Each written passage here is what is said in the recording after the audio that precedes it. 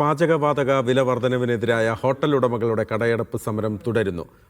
Kerala hotel and restaurant association ആഹ്വാനം ചെയ്ത സമരത്തിൽ മുഴുവൻ ഹോട്ടലുകളും അടഞ്ഞുകിടന്നു. വ്യാപാരി വ്യവസായി ഏകോപന സമിതി ഉൾപ്പെടെയുള്ള വ്യാപാരി സംഘടനകളും സമരത്തിന് ഐക്യദാർഢ്യം പ്രഖ്യാപിച്ചു.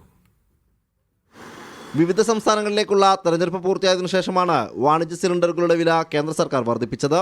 വാണിജ്യ സിലിണ്ടറുകളുടെ ലഭ്യതക്കുറവിൽ ബുദ്ധിമുട്ടിയിരുന്ന ഹോട്ടലുകൾ ഇതോടെ അടച്ചുപൂട്ടേണ്ട സ്ഥിതിയിലായി. പിന്നാലെയാണ് കടയടച്ച് സമരം ചെയ്യാൻ ഹോട്ടൽ ഉടമകൾ തീരുമാനിച്ചത്. സംസ്ഥാനത്തൊട്ടാകെ ഇന്ന് ഹോട്ടലുകൾ അടഞ്ഞുകിടന്നു. ഇതോടെ യാത്രക്കാരുൾപ്പെടെ പൊതുജനം വലിയ പ്രയാസം അനുഭവിച്ചു. ഞങ്ങൾ ബാംഗ്ലൂരിൽ നിന്ന് വരികയാണ്. ഞങ്ങൾ ഭക്ഷണം കഴിക്കാൻ വേണ്ടി വന്നതായിരുന്നു. അപ്പോൾ ഹോട്ടൽ അടച്ചിട്ടിരിക്കുന്നു. ഇതുവരെ ഒരു വെള്ളവും കുടിച്ചിട്ടില്ല. രാവിലെ 5 മണിക്ക് വീട്ടിൽ നിന്ന് ഇറങ്ങിയതാ.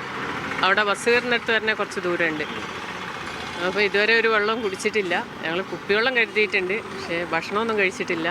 ഗ്യാസിൻ്റെ ഇഷ്യൂ കൊണ്ടാണ് തുറക്കാത്തതെന്നാണ് പറയുന്നത്. കോഴിക്കോട് ആദായ നികുതി ഓഫീസിലേക്ക് കേരള ഹോട്ടൽ ആൻഡ് റെസ്റ്റോറന്റ് അസോസിയേഷന്റെ നേതൃത്വത്തിൽ മാർച്ച് നടത്തി. കൊല്ലം ചിന്നക്കടയിൽ ഒഴിഞ്ഞ ഗ്യാസ് സിലിണ്ടറുകളുടെ മുകളിൽ റീത്ത് വെച്ച് വ്യാപാരികൾ പ്രതിഷേധിച്ചു. 1000 രൂപയൊക്കെ കൂടുക എന്ന് പറഞ്ഞാൽ എങ്ങനെ ഇത് മുന്നോട്ട് പോകും? അഥവാ ഫുഡിന് ഇത് ചാർജ് കൂട്ടിയാൽ തന്നെ അത് കസ്റ്റമർക്കും വളരെ ഇതാണ്. വില വർധനവ് പിൻവലിച്ചില്ലെങ്കിൽ മറ്റു വ്യാപാരി സംഘടനകളെ കൂട്ടി തുടർ പ്രതിഷേധങ്ങൾ സംഘടിപ്പിക്കാനാണ് ഹോട്ടൽ വ്യാപാരികളുടെ തീരുമാനം. വിവിധ ബ്യൂറോകൾക്കൊപ്പം മീഡിയ 1 കോഴിക്കോട്.